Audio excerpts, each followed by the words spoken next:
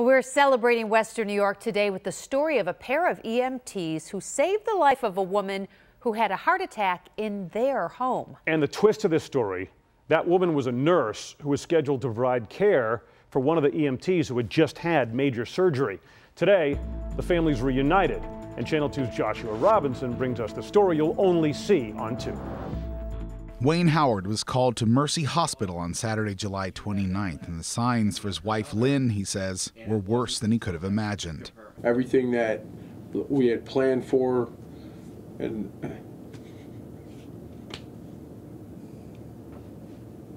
I just felt like things weren't going to be the same. For Wayne, along with Lynn's parents, Michael and Maureen, the story unfolded throughout the afternoon. Lynn's appointments had changed last minute, sending her to the home of Sarah Pajak to give her post-surgical care. With Sarah's fiancé Jeffrey in the room, Lynn had gone into sudden cardiac arrest. As she's sitting right where we are, she looked up at Sarah and she looked over at me, and she just simply stated, "I just feel really dizzy."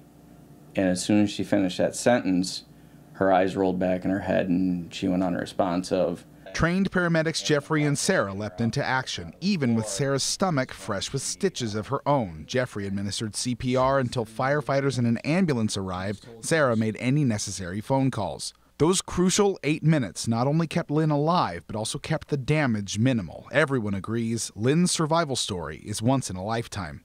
To us, Jeff plays it down because he's an expert. He knows what it's all about. To us, he's the miracle, and Sarah is the miracle.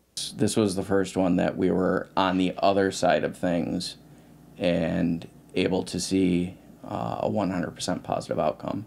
And everyone believes these two families will stay connected long after Lynn and Sarah's recoveries are over. Her arms to the tube.